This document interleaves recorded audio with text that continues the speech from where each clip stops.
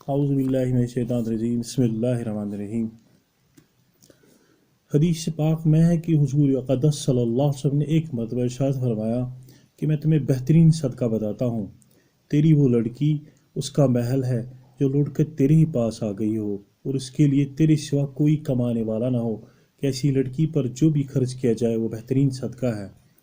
فائدہ: لوٹ کر آ جانے سے مراد یہ ہے کہ لڑکی کا نکاح کر دیا تھا، اس کے خاوند کا انتقال ہو گیا یا خاوند نے طلاق دے دی یا کوئی عارضہ پیش آ گیا جس کی وجہ سے وہ لڑکی پھر باپ کے ذمہ ہو گئی، تو اس کی خبر گیری اس پر خرچ کرنا افضل ترین صدقہ ہے، اور اس کا افضل ہونا صاف ظاہر ہے کہ اس میں ایک صدقہ ہے، دوسرے مصیبت زدہ کی امداد ہے، تیسرے صلہ رحمی ہے، چوتھے اولاد کی خبر گیری ہے، پانچویں غم زدہ کی دلداری ہے کہ اولاد کے ابتداء میں والدین کے ذمہ ہونا رنج کے بجائے خوشی کا سبب ہوتا ہے، لیکن اس کا اپنا گھر ہو جانے کے بعد، اپنا ٹھکانہ بن جانے کے بعد پھر والدین کے ذمہ ہو جانا زیادہ رنج کا سبب ہوا کرتا ہے۔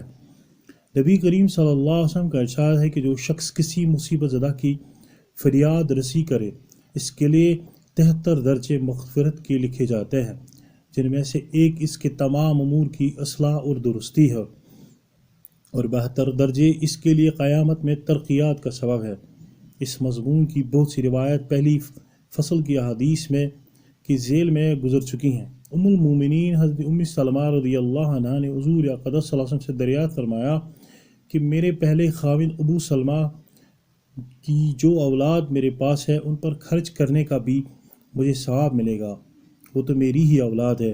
حضور صلی اللہ علیہ وسلم نے فرمایا ان پر خرچ کیا کر، اس کا تجھے ثواب ملے گا، اور اولاد پر رحمت اور شفقت تو بغیر اس کی احتیاج اور ضرورت کے بھی مستقل مندوب اور مطلوب ہے کہ ایک مرتبہ حضور اقدس صلی اللہ علیہ وسلم کے پاس دونوں نواسے حضرت حسن حضرت حسین رضی اللہ عنہما میں سے ایک موجود تھے۔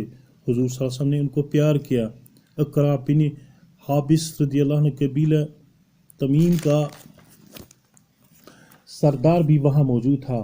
کہنے لگا کہ میرے پاس 10 بیٹے ہیں، میں نے ان میں سے کبھی بھی کسی کو پیار نہیں کیا۔ حضور صلی اللہ علیہ وسلم نے اس کی طرف تیز نگاہ سے دیکھا اور فرمایا کہ جو رحم نہیں کرتا اس پر رحم کیا بھی نہیں جاتا۔ ایک اور حدیث میں ہے کہ ایک بدو نے عرض کی کہ تم بچوں کو پیار کرتے ہو، ہم تو نہیں کرتے۔ حضور صلی اللہ علیہ وسلم نے فرمایا میں اس کا کیا علاج کروں کہ اللہ نے تیرے دل سے رحمت کا مادہ نکال دیا۔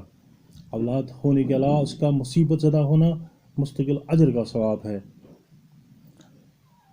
حضور اقدس صلی اللہ علیہ وسلم کا ارشاد ہے کہ غریب پر صدقہ کرنا صرف صدقہ ہے، اور رشتہ دار پر صدقہ کرنا صدقہ بھی ہے اور صلہ رحمی بھی، دو چیزیں ہو گئیں۔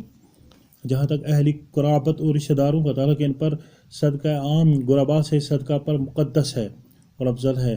نبی کریم صلی اللہ علیہ وسلم نے بہت مختلف روایات میں مختلف عنوانات سے مضمون بھی بہت کثرت سے نقل کیا گیا۔ حضور صلی اللہ علیہ وسلم کا ارشاد ہے کہ ایک اشرفی تو اللہ کے راستے میں خرچ کرے، ایک اشرفی تو غلام کے آزاد کرنے میں خرچ کرے، ایک اشرفی تو کسی فقیر کو دے، ایک اشرفی تو اپنے اہل و عیال میں خرچ کرے۔ ان میں سے سب سے افضل یہی ہے جو تو اپنے اہل و عیال پر خرچ کرے، بشرطے کہ محض اللہ کے واسطے خرچ کیا جائے اور وہ ضرورت مند بھی ہوں، جیسا کہ آگے آ رہا ہے۔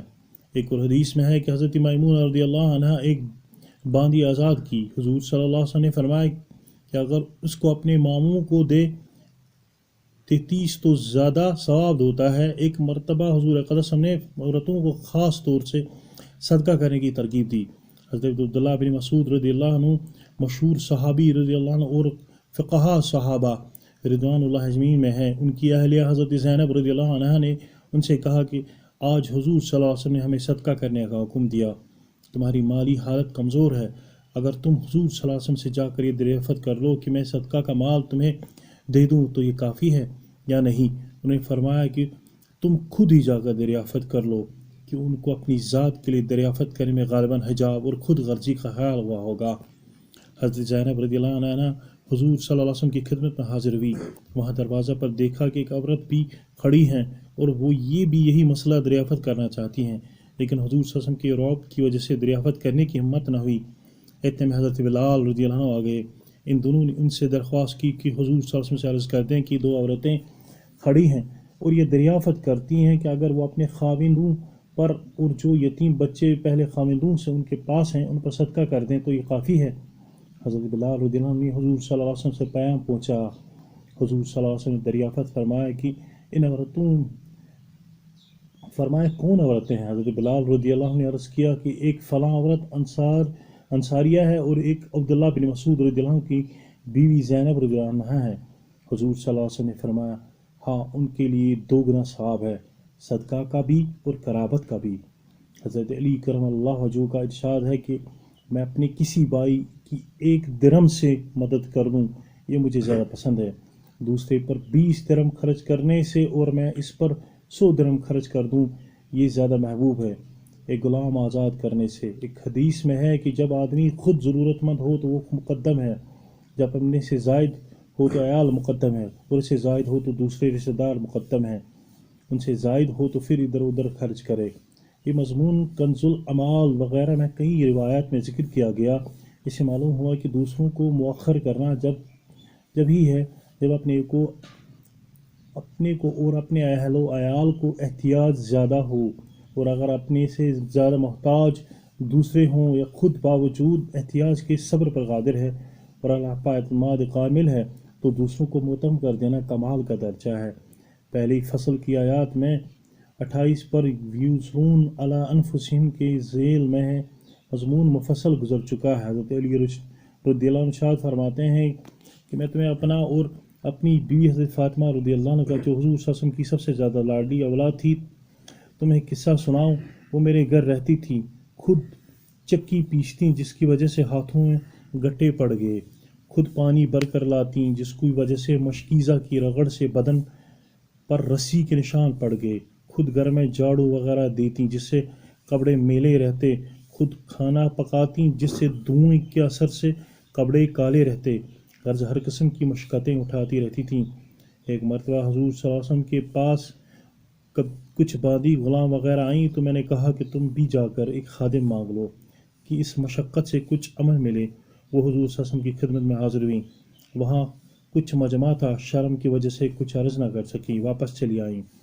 ایک حدیث میں کہ حضرت عائشہ رضی اللہ عنہ سے عرض کر کے چلی آئیں۔ دوسرے دن حضور صلی اللہ علیہ وسلم تشریف لائے اور ارشاد فرمایا کہ فاطمہ تم کل کیا کہنے گئی تھی؟ وہ تو شرم کی وجہ سے چپ کی ہو گئی۔ حضرت علی رضی اللہ عنہ فرماتے ہیں کہ میں نے ان کی ساری حالت پانی وغیرہ بھرنے کی بیان کر کے عرض کیا کہ میں ان کو بھیجا تھا کہ ایک خادم آپ سے مانگ لے۔ حضور صلی اللہ علیہ وسلم نے فرمایا کہ میں تمہیں خادم سے بہتر چیز بتاؤں؟ جب سونے لیٹا کرو تو سبحان اللہ 33 مرتبہ، الحمدللہ 33 مرتبہ، اللہ اکبر 34 مرتبہ پڑھا کرو۔